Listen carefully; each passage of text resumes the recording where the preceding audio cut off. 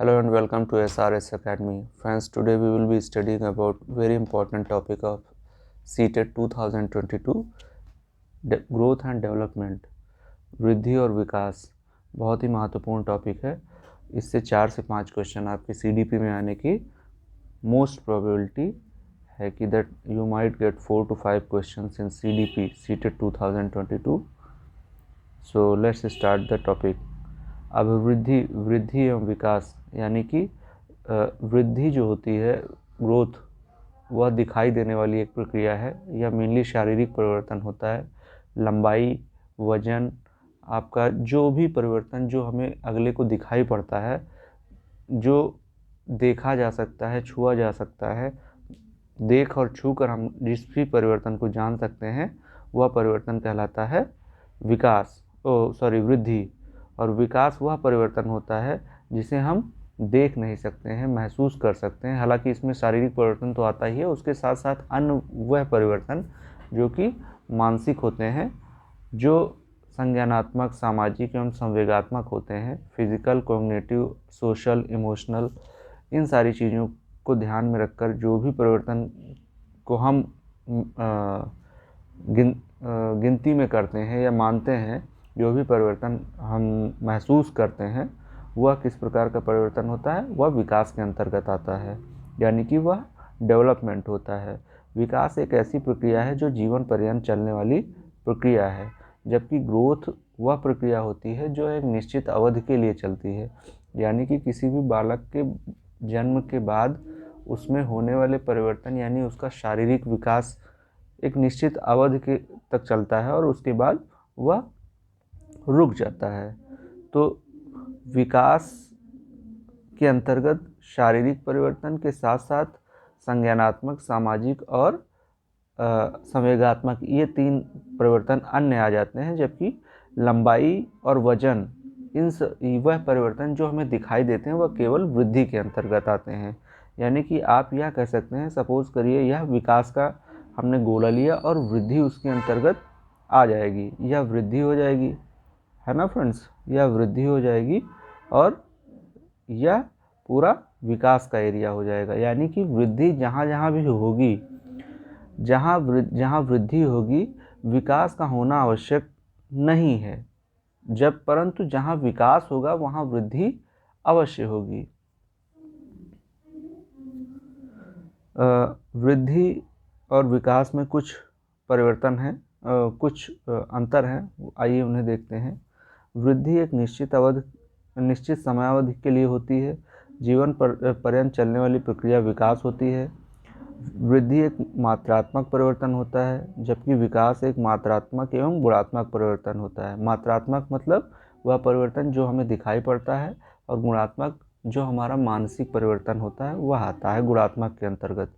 वृद्धि बाह्य परिवर्तन होती है, जबकि बाह्य प्लस आंतरिक जो परिवर्तन होता है वह विकास के अंतर्गत आता है। जो मूर्त होता है, मूर्त यानी कि जो कंक्रीट, यानी कि जो दिखाई देता है, जो जिसे हम छू सकते हैं, जिसे हम देख सकते हैं, वह मूर्त परिवर्तन के अंतर्गत आता है। और जो एब्स्ट्रैक्ट होता है, जिसे सिर्फ महसूस किया जाता है, यानी कि इंग्लिश में भी एक एब्स्ट्रैक्ट नाउन होता है जिसे सिर्फ महसूस किया जाता है, ऐसा परिवर्तन विकास के अंतर्गत आता है।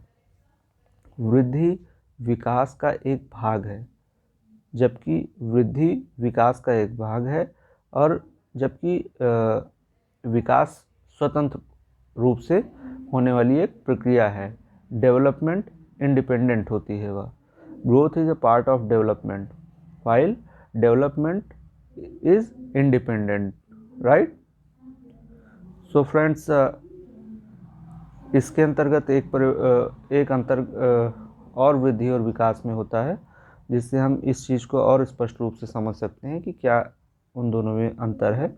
वृद्धि एक रेखीय, एक ही दिशा में चलने वाली प्रक्रिया है, लीनियर होती है, यानी कि 2+ जो प्रक्रिया होगी वह एक होगी, यानी कि प्लस होगा, माइनस होगा, मल्टीप्लाई होगा, डिवाइड होगा या ऐड होगा, जो भी परिवर्तन होगा वह एक ही दिशा में होगा। जबकि विकास एक स्पाइरल है, यानी कि बॉड मास, जैसे बॉड मास में होता है bracket of division, multiply, addition and subtraction, things are interconnected with each other. सभी चीज़ें एक दूसरे से इंटरकनेक्टेड होती हैं। जैसे कोई भी एक इक्वेशन दे दिया जाएगा, उसके अंदर कई सारे ऑपरेटर्स जैसे प्लस माइनस मल्टीप्लाई और डिवीज़न ये सभी आते हैं। तो उस इक्वेशन को सॉल्व करने के लिए हमें बॉड मास की रिक्वायरमेंट होती है। अगर हम बॉड मास का यूज नहीं करेंगे तो हम अपने रिजल्ट पे नहीं पहुंचेंगे। देयरफॉर हम यह कह सकते हैं कि विकास एक स्पाइरल यानी कि वर्तुलाकार होता है जो एक दूसरे से कनेक्ट होता है। ठीक है फ्रेंड्स। सो विकास में परिवर्तन, डेवलपमेंट चेंजेस कौन कौन से होते हैं, आइए इनको देखते हैं। विकास के बारे में हरलॉक मैडम ने बताया कि यह 4 प्रकार के चेंज होते हैं। यह 4 प्रकार के चेंजेज होते हैं। साइज में होता है, क्योंकि विकास में फिजिकल प्लस मेंटल यानी कि जो दिखाई पड़ता है, जो मूर्त और जो अमूर्त होता है, वह दोनों आता है। तो साइज जो आपका जो दिखने वाली मूर्त प्रक्रिया हो जाएगी। रेशियो यानी कि जो आपकी कल्पना में जो वृद्धि होती है और जो रियलिटी में जो भी आपका मानसिक ग्रोथ होता है। Ratio development of new things, नई चीज़ों का जो आप सीखते हैं। पुरानी चीज़ों का गायब होना, जो जिन चीज़ों की रिक्वायरमेंट नहीं है उनका गायब होना। यह सारी चीज़ें विकास में परिवर्तन के रूप में हमें मिलती है, जिससे विकास दिन प्रतिदिन होता रहता है। विकास के प्रकार की अगर हम बात करते हैं तो विकास के प्रकार में फिजिकल यानी कि शारीरिक, कॉग्निटिव संज्ञानात्मक, मोरल यानी कि नैतिक, सोशल और इमोशनल, ये सारे चीज़ें विकास के प्रकार के रूप में आती हैं। यानी कि हम इसका शॉर्टकट अगर हम देखें तो PCMSE यानी कि फिजिकल, कॉग्निटिव, मोरल, सोशल और इमोशनल। ठीक है फ्रेंड्स। तो ये विकास के कुछ प्रकार हैं। अभी तक हमने विकास के परिवर्तन, विकास के प्रकार, वृद्धि और विकास में अंतर यह देखा है। अब आगे देखते हैं। फ्रेंड्स, वृद्धि एवं विकास के कुछ सिद्धांत होते हैं, principle of growth and development. आइए उनके बारे में हम लोग देखते हैं। विकास की दिशा का सिद्धांत के बारे में अगर हम देखते हैं तो हम यह पाते हैं कि यह 2 प्रकार से होता है, सिर से पैर की ओर और निकट से दूर होता है। यानी कि विकास की दिशा किस प्रकार होती है, सिर से पैर, निकट से दूर। वृद्धि एवं विकास की दर के बारे में अगर हम देखते हैं, rate of growth and development, तो हम यह पाते हैं कि यह अलग अलग होती है। यानी कि शैशवावस्था में जब आप देखेंगे तो यह तेज होगी, बाल्यावस्था में धीमी हो जाएगी, फिर एक बार किशोरावस्था में फिर एक बार यह तेज हो जाती है, किशोरावस्था में तेज हो जाती है, और फिर वृद्धावस्था में एक बार फिर यह धीमी हो जाती है। शैशवावस्था में तेज होती है, काफ़ी तेज होती है वृद्धि और विकास। बाल्यावस्था में जब आप पहुंचते हैं तो यह इसकी दर कम होती है। किशोरावस्था में फिर एक बार तेज होती है और वृद्धावस्था में धीमी हो जाती है। विकास के क्रम का सिद्धांत अगर हम लोग देखते हैं तो हम यह देखते हैं कि शैशवावस्था सबसे प्रारंभिक है, बाल्यावस्था, किशोरावस्था, प्रौढ़ावस्था, ये सभी स्ट्रेट होती हैं, एकीकृत होती हैं। शारीरिक क्रिया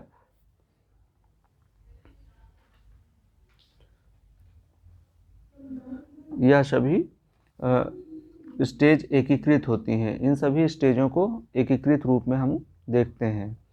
यानी कि अब शारीरिक क्रिया के बारे में अगर हम देखते हैं तो गामक कौशल, मोटर स्किल पे हम यह पाते हैं कि यह 2 प्रकार से होती है, ग्रॉस मोटर स्किल और fine motor skill. Gross motor skill writing skill और प्राइमरी जो एंटायर बॉडी की जो हमारी डेवलपमेंट होती है वह ग्रॉस मोटर स्किल में आती है। राइटिंग स्किल में लैंग्वेज डेवलपमेंट में जब हम जाते हैं तो यह हम देखेंगे कि उसका डेवलपमेंट चार स्टेप्स में होता है, listening, speaking, writing and reading and writing, LSRW, listening, speaking, reading and writing. So friends, संबंध का सिद्धांत अगर हम देखते हैं तो प्रिंसिपल ऑफ इंटर रिलेशन किस प्रकार से वृद्धि एवं विकास ये सारी चीज़ें होती हैं और संबंधित होती हैं, एक दूसरे से होते हुए विकास होता है, संबंध रखते हुए विकास होता है। तो हम ये देखते हैं कि संबंध के सिद्धांत में यह फिजिकल होता है, कॉग्निटिव होता है, मोरल होता है, सोशल होता है और इमोशनल होता है। यानी कि वही चीज़ें फिर से PCMSE, physical, cognitive, moral, social and emotional, they are correlated with each other. ये सभी सिद्धांत स्पाइरल होते हैं, यानी कि बॉड मास जो हमने पढ़ा था, चीज़ें उसी फॉर्म में एक दूसरे से रिलेटेड होती हैं। यानी कि जब विकास होता है तो एक दूसरे से रिलेशन बनाते हुए, चीज़ें कनेक्ट करते हुए विकास हमें देखने को मिलता है। अगला सिद्धांत है निरंतरता का सिद्धांत, यानी कि चीज़ें निरंतर रूप से आगे बढ़ती हैं। यानी कि वोम्ब से टूम्ब, जब से बालक गर्भ से लेकर कब्र तक उसका कुछ ना कुछ डेवलपमेंट होता रहता है। यह एक चीज़ हम देखते हैं इसमें कि कोई भी चीज़ अचानक नहीं होती, सभी चीज़ें निरंतर स्टेप बाय स्टेप ही चलती हैं। ऐसा नहीं होगा कि कोई भी बालक है वह सीधा वृद्धावस्था में चला जाएगा, वह पहले किशोरावस्था में, फिर प्रौढ़ावस्था में और फिर वृद्धावस्था में जाएगा। यानी कि चीज़ों को चलने का एक स्टेप है, स्टेप बाय स्टेप ही चीज़ें चलेंगी। एकीकरण का सिद्धांत क्या कहता है कि पूर्ण से अंश की ओर, whole to part, complete to first, complete to part, sorry ना कि first, complete to part, whole to part. बच्चा पहले सभी वस्तुओं या पिता की अंगुलियों को पूरे हाथों से पकड़ता है, परंतु बाद में अंगुलियों को अंगुलियों से ही पकड़ता है। ठीक है फ्रेंड, तो यह एक एकीकरण का सिद्धांत है। विकास एक वर्तुलाकार प्रक्रिया है। वर्तुलाकार प्रक्रिया का मतलब चीज़ें एक दूसरे से इंटरकनेक्टेड हैं। यानी कि जैसा हमने बॉड मास में पढ़ा था कि कोई इक्वेशन, मैथ में आपने पढ़ा होगा, कोई इक्वेशन अगर दिया हुआ है और उसमें अगर बॉड मास अप्लाई किया जा सकता है तो वह उसी के थ्रू अप्लाई करने पर हमें डिज़ायर्ड रिजल्ट मिलेगा। लेकिन यदि उसका पालन हम नियम का नहीं करते हैं तो हम अपने डिज़ायर्ड रिजल्ट पर नहीं पहुंचेंगे। यानी कि विकास एक वर्तुलाकार प्रक्रिया है जो एक दूसरे से कनेक्ट होते हुए चलती है। Heredity and environment. हेरिडिटी और एनवायरनमेंट यह एक बहुत ही महत्वपूर्ण टॉपिक है, यानी कि आनुवंशिकता एवं वातावरण। इसमें आप यह नहीं कह सकते कि कौन सी चीज़ बालक के विकास के लिए ज़्यादा प्रभावी है। आनुवंशिकता और वातावरण दोनों 50-50%, इसमें यह नहीं बताया जा सकता कि किसका प्रभाव ज़्यादा रहा है उसके विकास में। यानी कि दोनों बराबर रूप से उत्तरदायी होती हैं बालक के विकास में। डेवलपमेंट ऑफ इंडिविजुअल डिफरेंसेस, व्यक्तिगत भिन्नताओं का सिद्धांत। व्यक्तिगत भिन्नताओं के सिद्धांत में हम यह देखते हैं ये लिंग, जाति, धर्म के आधार पर भी डिफ्रेंशिएट करता है कि किस बालक का विकास किस प्रकार होगा। हम जब विकास के बारे में देखते हैं तो हम यह भी पाते हैं विकास हमेशा सामान्य से विशिष्ट की ओर होता है। Principle of general to specific, यानी कि माँ सभी महिलाओं को पहले कहेगा बालक, जब बालक छोटा होगा तो सभी महिलाओं को वह माँ कहता है, और सभी चिड़िया को पक्षी कहता है। यानी कि शुरुआत में वह सभी चिड़ियाओं को पक्षी कहता है, परंतु जैसे जैसे उसका विकास होता है उसको यह ज्ञात होता है कि यह कौन सी पक्षी है और कई सारी महिलाओं में कौन सी महिला उसकी माँ है। तो हम यह कह सकते हैं कि विकास हमेशा सामान्य से विशिष्ट की ओर होता है। सो फ्रेंड्स, इस प्रिंसिपल्स का लास्ट पॉइंट पे हम लोग पहुँचते हैं, डेवलपमेंट यानी प्रिडिक्शन भविष्यवाणी किसी चीज़ या व्यक्ति की हरकतों से अंदाज़ा लगाया जा सकता है कि वह आगे चलकर किस प्रकार का कैरियर बनाएगा या किस प्रकार की चीज़ों में वह रुचि लेगा। यूनिफॉर्म पैटर्न, जैसे हाथी का बच्चा हाथी और मनुष्य का बच्चा मनुष्य होता है, यूनिफॉर्म पैटर्न को भी देखकर हम यह अंदाज़ा लगा सकते हैं, चीज़ों की एकरूपता का अंदाज़ा लगा सकते हैं कि किस प्रकार का विकास हो रहा है या हो सकता है। ठीक है फ्रेंड्स, तो ग्रोथ एंड डेवलपमेंट एक बहुत महत्वपूर्ण टॉपिक था। आज इसके बारे में इतना ही, फिर हम लोग नेक्स्ट टॉपिक पढ़ेंगे। अगर वीडियो आपको पसंद आया हो तो प्लीज़ चैनल को लाइक और सब्सक्राइब करें और प्लीज़ शेयर भी करें, जिससे हम लोगों का भी मोटिवेशन बना रहता है। फ्रेंड्स, डिस्क्रिप्शन में एक नंबर दिया होगा जिसमें आप नंबर पे मैसेज करके इस लेक्चर की PDF को पा सकते हैं।